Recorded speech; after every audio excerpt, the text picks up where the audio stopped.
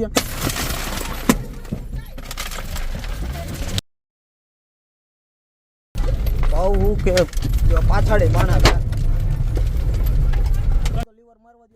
ફેંકાયો અને ધડાકાભેર કારનો કાચ તૂટ્યો.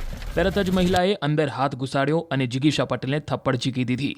આમ આદમી પાર્ટીના જોઈન્ટ સેક્રેટરી જિગીશા પટેલ ગોંડલના ભગવતપરા વિસ્તારમાં પહોંચ્યા ત્યારે ઘર્ષણ થયું.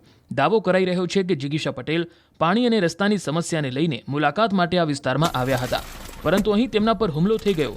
પછી ગાડી દોડાવીને તેઓને અહીંથી બચાવવા પડ્યા.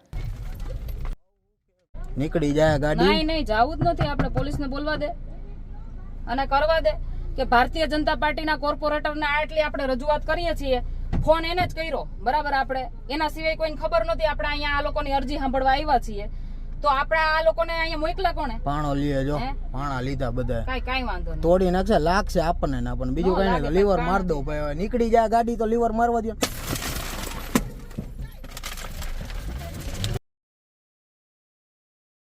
બહુ કે પાછળ પાણા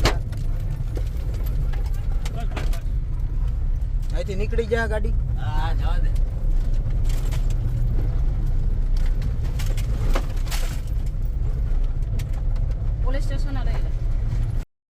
હુમલાના કારણે જિગીશા પટેલને આંખની આસપાસ ઈજા થઈ હોવાનું વાયરલ વિડીયોમાં જોવા મળી રહ્યું છે.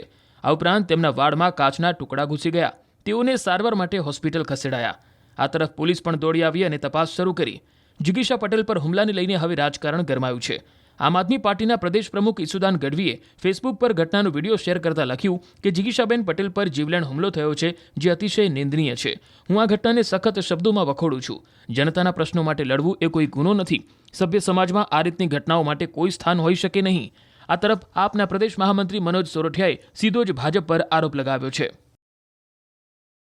આજે ગોંડલમાં આમ આદમી પાર્ટીના નેતા જિગીશાબેન પટેલ ઉપર જીવલેણ હુમલો કરવામાં આવ્યો છે.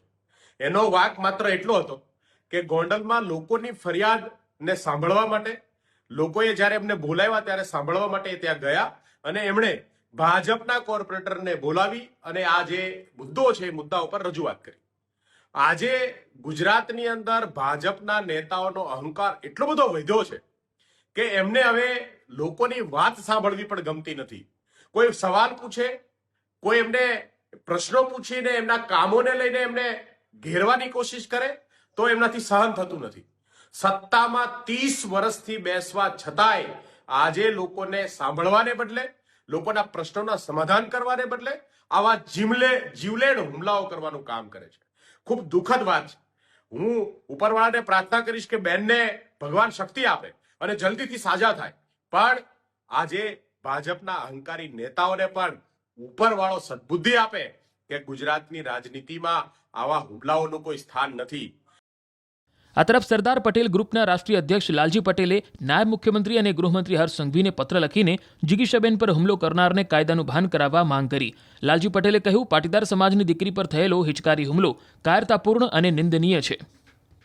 મને મીડિયાના માધ્યમથી જાણવા મળ્યું કે જિગીશાબેન ઉપર રાજકીય કિન્યાખોરી રાખીને અસામાજિક તત્વોએ ગાડીની અંદર કાચ તોડીને હુમલો કરવામાં આવ્યો છે. આજે બેનને નાની મોટી ઈજાઓ થઈ છે.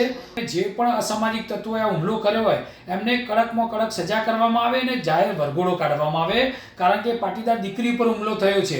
તમે રાજકીય જે કિન્યાખોરી રાખતા હોય તમે તમારી રીતે કરો. અમે કોઈ રાજકીય પાર્ટી સાથે એસપીજી જોડાયેલું નથી, પણ આ બેન એ પાટીદાર સમાજની બહાદુર દીકરી છે, એને ન્યાય મળવો જોઈએ.